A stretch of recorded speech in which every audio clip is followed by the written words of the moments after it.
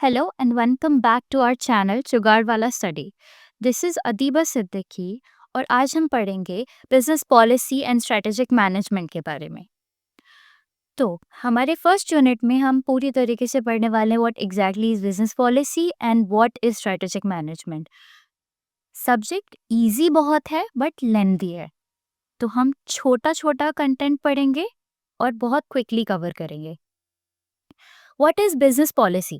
Business policy is like a guidebook for companies. It includes rules, guidelines, and plans that help managers make decisions.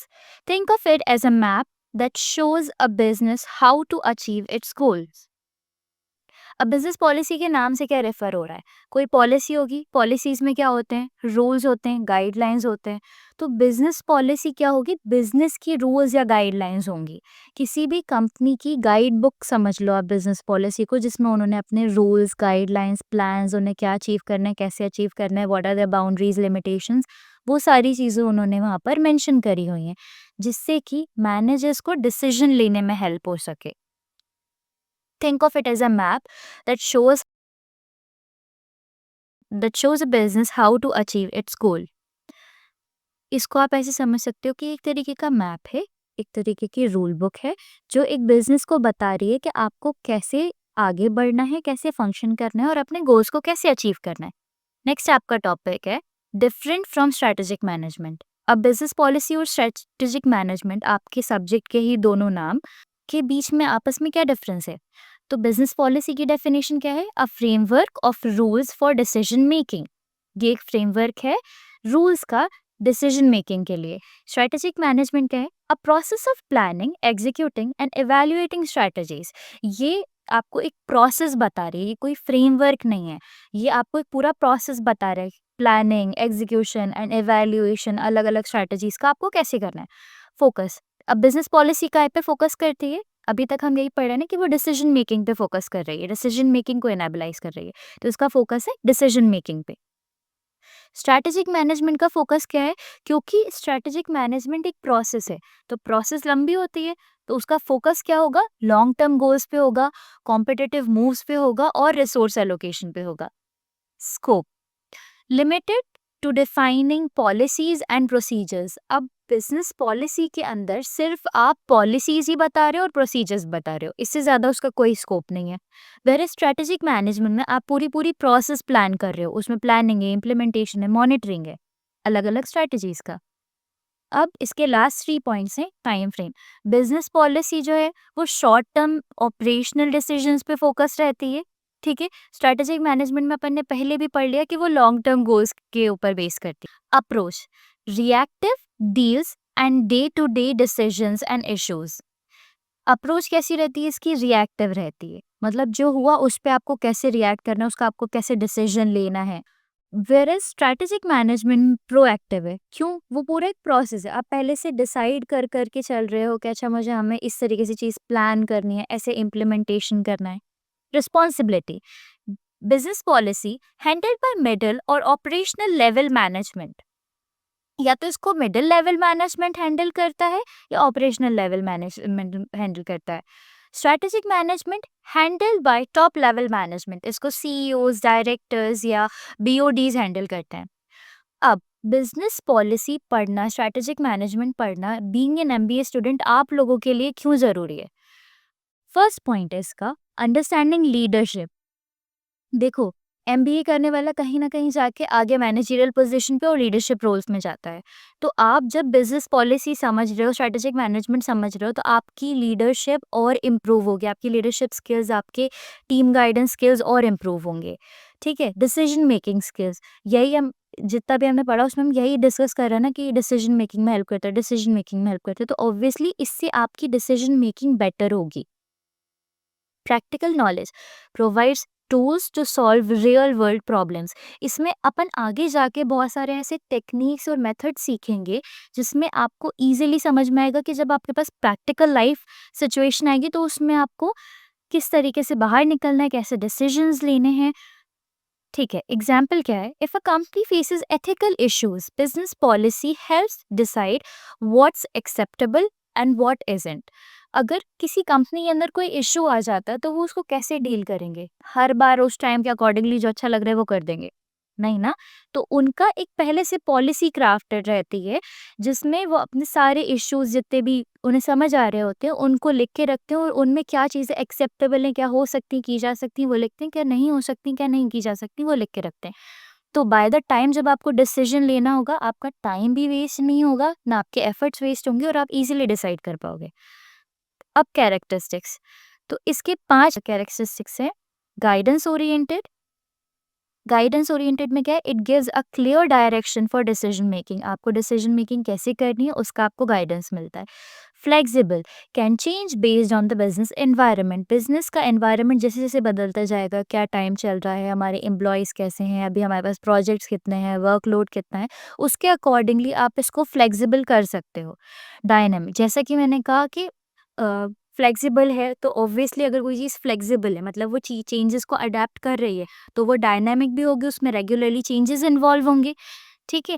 Next आपका topic है comprehensive, ये आपके business के सारे aspects को cover करने के लिए बनाई जाती है। Then long term focus helps achieve strategic goals, आपके जो भी स्ट्रेटेजिक गोल्स हैं step by step point by point उनको अचीव करने में आपको हेल्प करती है। हिस्टोरिकल डेवलपमेंट, हिस्टोरिकल डेवलपमेंट इन्होंने 1950 से 1960 तक हमने यहाँ पर लिख कर रखा है, वेयर इज बुक में ऐसी स्पेसिफिक कोई टाइमलाइंस डिफाइंड नहीं थी। तो 1950 से 1960 तक क्या हुआ, immersion management education focusing on decision making. 1970s included environmental factors and competition. 1980s to present integrated with strategic management focusing on global issues. अच्छा, ये तो सिर्फ पॉइंटर्स हो गए, अगर किसी को ये नहीं समझ में आ रहा तो मैं बता दूं 1950s 1960s का जो टाइम था, तब हमारी कंट्री ने रिवॉल्यूशनाइज करना चालू करा था, इंडस्ट्रियलाइजेशन आया था। तो उस टाइम पे क्योंकि जब डेवलपमेंट होना चालू ही हुआ था सही तरीके से, तो वहाँ पर सिर्फ मैनेजमेंट का एजुकेशन फैल रहा था और डिसीजन मेकिंग पे लोग और हम कैसे अच्छे से डिसीजन ले सकते हैं उस पे फोकस कर रहे थे। 1970s तक मतलब 20 इयर्स हैव बीन पास, तो अब उन लोग का एजुकेशन तो कंप्लीट हो गया होगा ना। तो तब उन लोगों ने क्या फैक्टर पे ध्यान दिया कि इंडस्ट्रियलाइजेशन करते करते हमने बहुत पेड़ों को काट दिया, हमने रोड्स इतने बना दिए, जंगल खत्म कर दिए। अब उनके दिमाग में क्या चीज़ आई कि हमें नेक्स्ट आपका टॉपिक है इंटीग्रेटेड अप्रोच। तो आपकी ये जो बिजनेस पॉलिसी है इसमें इंटीग्रेटेड अप्रोच का यूज़ किया जाता है। क्यों किया जाता है?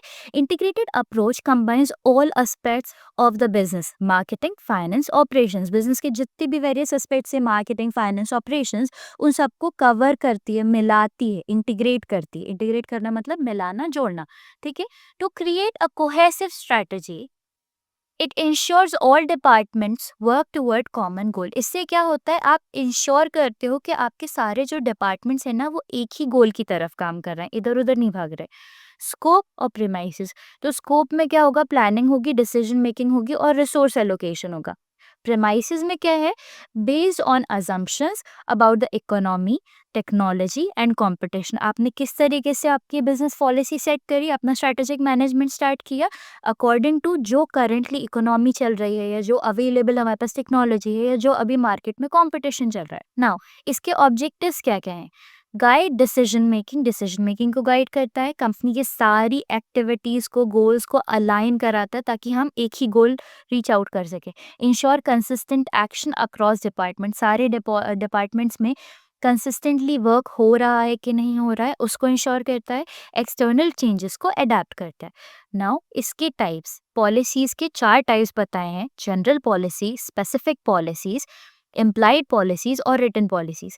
जनरल पॉलिसीज क्या होती हैं, वो पॉलिसीज जो हर डिपार्टमेंट में कॉमन चल रही हैं, जैसे कि एम्प्लॉय कंडक्ट वगैरह, कॉर्पोरेट कल्चर वगैरह। स्पेसिफिक पॉलिसीज़ क्या होंगी, वो किसी स्पेसिफिक एरिया को टारगेट कर रही होंगी या किसी स्पेसिफिक डिपार्टमेंट को टारगेट कर रही होंगी। फॉर एग्जांपल, आप मार्केटिंग डिपार्टमेंट के लिए मार्केटिंग स्ट्रैटेजी बनाओगे, फाइनेंस डिपार्टमेंट के लिए फाइनेंस स्ट्रैटेजी बनाओगे। इम्प्लाइड पॉलिसीज़ जो कि आपने मतलब आपकी कंपनी में कोई चीज़ हो रही थी, आपके वर्कफोर्स में कोई चीज़ हुई और आपके बॉस ने एक एक कोई चीज़ बोल दी कि भाई आज से हमें जो है 9 बजे से पहले ही सबको साइन अप करना है। ठीक है? तो अब ये कहीं पर लिखा नहीं, उन्होंने बोल दिया। वेयरएज़ आपकी ऑफ़िस की टाइमिंग जो थी वो 10 बजे से थी, बट बॉस ने बोल दिया और सारे बंदे टेरराइज़ थे। तो उन्होंने क्या किया, 9 बजे से आना चालू कर दिया। तो अब ये रिटन था, रिटन नहीं था, अंडरस्टूड था कि हाँ, इसने बोल दिया तो अब हमें करना पड़ेगा। जैसे यहाँ पर एग्ज़ाम्पल इन्होंने दिया है कस्टमर फर्स्ट अप्रोच को। अब ये किसी भी बिज़नेस के अंदर लिख के तो नहीं रखा जाएगा ना कि हमें हमारे कस्टमर्स को ज़्यादा इम्पोर्टेंस देनी है। नहीं, बट ये इम्प्लाइड रहता है कि हाँ, ये चीज़ तो है ही है। रिटन पॉलिसीज़ में वो चीज़ें हैं जो आपकी लिखी हुई हैं, व्हिच मीन्स डॉक्यूमेंटेड हैं। तो डॉक्यूमेंटेड रूल्स जो हैं कंपनी के हैंडबुक बुक वगैरह, वो रिटन पॉलिसीज़ हैं। अब पॉलिसीज़ के बारे में हमने पढ़ लिया कि पॉलिसीज़ कितनी-कितनी तरह की हैं, तो ऑब्वियसली वो फ़ॉर्म्युलेट भी किसी तरीके से हो रही होंगी। आइडेंटिफाई द प्रॉब्लम, सबसे पहले आप क्या करोगे, आपकी जो भी प्रॉब्लम है जिसको आप सॉल्व करना चाहते हो, आपकी फ़ोरकास्ट कर रहे हो बिज़नेस पॉलिसी बनाने से पहले कि आपको कितनी प्रॉब्लम्स आ सकते हैं, कितने इश्यूज़ आ सकते हैं, तो उन्हें आइडेंटिफाई करो। एनालाइज़ करो कि अभी एनवायरनमेंट क्या चल रहा है, कैसा चल रहा है, कैसा नहीं चल रहा। फिर सेट ऑब्जेक्टिव, अब वो प्रॉब्लम और एनवायरनमेंट को लेकर आप क्या करना चाहते हो, उन्हें सॉल्व कैसे करना है, उसमें एग्ज़िस्ट या सर्वाइव कैसे करना है, वो आपने ऑब्जेक्टिव सेट करा। फिर ऑब्जेक्टिव यानी गोल्स, फिर डेवलप अल्टरनेटिव्स। अब देखो, हमेशा आपको जब भी प्लानिंग कर रहे हो ना, आपको ये चीज़ दिमाग में लेकर चलनी है कि ऐसा का ऐसा तो नहीं होगा। आपको हमेशा अल्टरनेटिव्स की, जैसे कि इज़िली बोलें तो प्लान बी या कोई ऐसी चीज़ जो आपके करंट प्रोडक्ट को अ, रिप्लेस कर सके या फॉर द टाइम बीइंग आप उससे काम चला सको, ठीक है? तो आप अल्टरनेटिव्स डेवलप करोगे उसके लिए। Evaluate and choose the best option, अब आप उन सारे ऑप्शंस में से इवैल्यूएट करोगे कि कौन-सा बेस्ट ऑप्शन है और उसे चूज़ करोगे। फिर फाइनली ये जो इतना सारा काम आपने करा, पॉलिसी बना ली बेस्ट ऑप्शन चूज़ करके, तो आप उसको इम्प्लीमेंट करोगे। और लास्ट स्टेप हमेशा होता है मॉनिटर और रिवाइज़। किसी भी प्रोसेस का लास्ट स्टेप है कि आप उसको मॉनिटर करो और रिवाइज़ करते चलो टाइम के साथ में। अब इसके इम्पोर्टेंस, बेनिफिट्स और लिमिटेशंस। देखो, अगर ऐसा लग रहा है कि बहुत जल्दी-जल्दी हो रहा है, तो उसका रीज़न ये है कि बहुत सिंपल-सिंपल से टॉपिक्स हैं। इनमें इतना ज़्यादा एफर्ट नहीं पुट होगा और ये चीज़ें बार-बार रिपीट होंगी आगे जाके। ठीक है? और डिटेल में पढ़ेंगे, तो इससे इसको जल्दी कवर करना है। अब यहाँ पर लिखा हुआ है इम्पोर्टेंस, बेनिफिट्स और लिमिटेशंस। इम्पोर्टेंस क्या है? डायरेक्शन प्रोवाइड करती है ये, कंसिस्टेंसी मेंटेन करती है और क्लैरिटी प्रोवाइड करती है। बेनिफिट्स क्या हो सकते हैं? आपका डिसीजन मेकिंग अच्छा होगा, टीम्स अलाइन होंगी और रिस्क कम हो जाएँगे। लिमिटेशंस बहुत रिजिड हो सकता है, ऑब्वियसली आपने एक रूल बुक बना के रख दी कि भाई ऐसा होना है तो ऐसा ही होना है, तो वो रिजिड हो गया। टाइम कंज्यूमिंग प्रोसेस है। और क्या है? जो आपने रूल बनाया बाय दैट टाइम, तो वो आगे जाके मिसइंटरप्रेट भी तो हो सकता है। अब स्ट्रैटेजी, तो स्ट्रैटेजी क्या है? Strategy is a plan of action. Strategy मतलब प्लान ऑफ एक्शन, आपको आगे क्या करना है। क्यों बनाते हैं इसको? लॉन्ग टर्म गोल्स को अचीव करने के लिए बनाते हैं। Example, a company might use a strategy to expand into new markets और बीट कॉम्पिटिटर्स।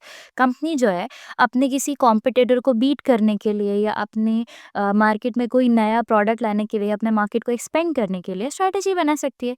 इसमें क्या क्या फैक्टर्स इन्वॉल्व होते हैं? तो एक्सटर्नल एनवायरनमेंट, कि मार्केट में क्या चल रहा है, क्या नहीं चल रहा है, ट्रेंड्स और कंपटीशन क्या अवेलेबल है, वो मैटर करता है। इंटरनल स्ट्रेंथ, आपके पास रिसोर्सेज क्या हैं, आपके पास ह्यूमन रिसोर्स क्या है, आपके पास मशीनरी रिसोर्स क्या है, उनके पास स्किल्स क्या क्या अवेलेबल है, उनके स्ट्रेंथ्स क्या हैं। तो ये आपके इंटरनल स्ट्रेंथ हो गए। गोल्स, आप क्या अचीव करना चाहते हो अपनी कंपनी के लिए। स्टेक होल्डर्स, वो कौन लोग हैं जो आपकी कंपनी में इन्वेस्ट कर रहे हैं, एम्प्लॉयज़, कस्टमर्स और इन्वेस्टर्स। ठीक है। नाउ, लेवल्स ऑफ स्ट्रैटेजी, हमने टाइप्स ऑफ पॉलिसीज पढ़ा था, हम यहाँ पर लेवल्स ऑफ स्ट्रैटेजी पढ़ रहे हैं। तो कॉर्पोरेट लेवल, जहाँ पर बिग पिक्चर डिसीजन होते हैं जो आपके पूरे बिजनेस के ऊपर इम्पैक्ट कर सकते हैं, आपके बिजनेस का कोई नया ही एरिया क्रिएट हो रहा है उससे। बिजनेस लेवल, कॉम्पिटिटिव स्ट्रैटेजीज बन सकती हैं, जैसे कि प्राइसिंग, डिफरेंशिएशन, ये सब। फंक्शन लेवल क्या हो सकते हैं? जो डिपार्टमेंट स्पेसिफिक हो, जैसे कि कोई मार्केटिंग कैंपेन चल रहा है या कोई फाइनेंशियल पॉलिसी निकली है नई नई, तो ये डिफरेंट लेवल्स है। कॉर्पोरेट मतलब बिल्कुल टॉप, कि एकदम नया ही कोई बिजनेस एरिया आप एक्सप्लोर कर रहे हो, कोई बहुत ही बड़ा चेंज लेकर आ रहे हो। बिजनेस लेवल, जो आप अपने बिजनेस के अंदर, अपनी कंपनी के अंदर कर रहे हो। फंक्शनल लेवल, जो आप स्पेसिफिक डिपार्टमेंट्स पे कर रहे हो। अब स्ट्रैटेजी आपने पढ़ लिया, स्ट्रैटेजिक मैनेजमेंट क्या है हम ये पढ़ रहे हैं। Strategic management is the process of planning, implementation and monitoring strategies to achieve company goals. ये हमने डिफरेंशिएशन में भी पढ़ा था, हम यहाँ पे दोबारा समझ रहे हैं। स्ट्रैटेजिक मैनेजमेंट पूरे प्रोसेस को कवर करती है, प्लानिंग, इम्प्लीमेंटेशन और मॉनिटरिंग, जिससे कि आप क्या कर सको, अपनी कंपनी के गोल्स अचीव कर सको। अब कंपोनेंट्स ऑफ स्ट्रैटेजिक मैनेजमेंट के कंपोनेंट्स क्या हैं? एनवायरमेंटल स्कैनिंग में रिपीट वही पॉइंट्स हो जाएंगे कि आप मार्केट ट्रेंड्स एनालाइज कर रहे हो और अपना कंपटीशन देख रहे हो। स्ट्रैटेजी फॉर्मुलेशन मतलब आप स्ट्रैटेजी फॉर्मुलेट कर रहे हो, बना रहे हो, आप एक प्लान डेवलप कर रहे हो। स्ट्रैटेजी इम्प्लीमेंटेशन जिसमें आपने जो प्लान बनाया ना, पॉलिसी कैसे बनती है, स्ट्रैटेजीज वो हमने पढ़ लिया स्टेप बाय स्टेप। यहाँ पर हम पढ़ रहे हैं वो प्लान में आप उसको डेवलप करके एग्जीक्यूट कर रहे हो, ठीक है। ये थर्ड स्टेप हो गया। लास्ट आपका, जैसा कि मैंने बोला, हमेशा ये होता है मॉनिटर एंड रिवाइज। यहाँ पर डिफरेंट टर्म्स में लिखा हुआ है, एवेल्युएट जिसका मतलब मॉनिटर ही होता है, और रिवाइज या कंट्रोल एक ही चीज़ है। तो आपका जो भी प्लान चल रहा है उसकी प्रोग्रेस क्या है या उसमें क्या चेंजेस रिक्वायर्ड है, आप उन्हें देख रहे हो और रिक्वायर्ड चेंजेस कर रहे हैं। स्ट्रैटेजिक मैनेजमेंट का नेचर क्या है? तो डायनामिक और फ्लेक्सिबल रहेगा, ये हमने ऑलरेडी पढ़ लिया। लॉन्ग टर्म गोल्स पे फोकस करेगा और इसमें सारी ऑर्गेनाइजेशन जो है वो इन्वॉल्व रहती है, ये भी हमने पढ़ लिया था। बेनिफिट्स और लिमिटेशंस क्या है? बेनिफिट्स है, हेल्प्स बिजनेसेस को ग्रो करने में हेल्प करता है, चेंज अडेप्ट करने में हेल्प करता है और कॉम्पिटिटिव रहने में मदद करता है। लिमिटेशंस, अगेन टाइम लगता है, इसमें रिसोर्सेज लगते हैं और बहुत स्किल्ड मैनेजर लगते हैं काम के लिए। अभी आपके लास्ट के 4 टॉपिक्स बचे हुए हैं जिनको अपन बहुत जल्दी जल्दी एक एक स्लाइड में कवर करेंगे। मिशन, विजन और वैल्यूज। तो मिशन क्या होता है? A statement that explains why a company exist and it's purpose. Mission का मतलब है किसी स्टेटमेंट जो कि आपको बता रही है कि ये कंपनी क्यों एग्जिस्ट करती है, इनका पर्पस क्या है। की एलिमेंट्स क्या है? पर्पस, गोल्स और वैल्यूज, ठीक है। Example, Google's mission is to organise the world's information and make it universally accessible. मतलब आप जिस भी पर्पस के लिए अपना बिजनेस कर रहे हो ना, वो आपके बिजनेस का मिशन है। विजन, जो आप सोच रहे हो, जो आप फोकस कर रहे हो, यू वांट कि फ्यूचर में ऐसा हो जाए आपकी कंपनी के लिए। A statement about where the company wants to be in the future, आप फ्यूचर में कहाँ जाना चाहते हो, दैट्स विजन। उसके कंपोनेंट्स क्या होंगे? क्लियर, इंस्पायरिंग और फ्यूचर फोकस्ड होती है ये।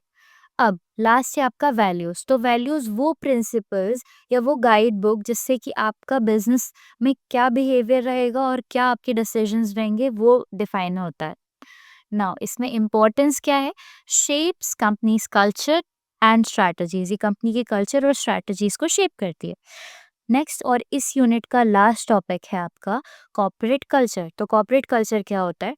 वो कल्चर जो कॉर्पोरेट्स में होता है, यानी कि कंपनीज में शेयर्ड वैल्यूज क्या हैं, बिलीव्स क्या हैं और उस ऑर्गेनाइजेशन की प्रैक्टिसेस क्या हैं, ये आपका कॉर्पोरेट कल्चर है। अब इसमें स्ट्रैटेजी पे क्या इम्पैक्ट पड़ता है? ये आपके एम्प्लॉयज़ को इंकरेज करता है कि आप गोल्स के साथ अलाइन रहो, आपके डिसीजन मेकिंग को हेल्प करता है, शेप करता है, अफेक्ट्स इनोवेशन और अडेप्टेबिलिटी को अफेक्ट करता है। लास्ट में स्ट्रैटेजी और कल्चर के बीच का रिलेशनशिप क्या है? A strong culture supports the implementation of strategies. अगर आपका कल्चर बहुत स्ट्रॉन्ग है, you are all family in a culture, in a corporate, तो फिर क्या होगा? आपकी स्ट्रैटेजीज का इम्प्लीमेंटेशन बहुत स्ट्रॉन्ग तरीके से हो जाएगा। वाइल जहाँ पर कल्चर वीक है तो वो लोग प्रोग्रेस करने में हिंडर होंगे। ये आपका लास्ट टॉपिक था दिस यूनिट का। Thank you for watching, bye.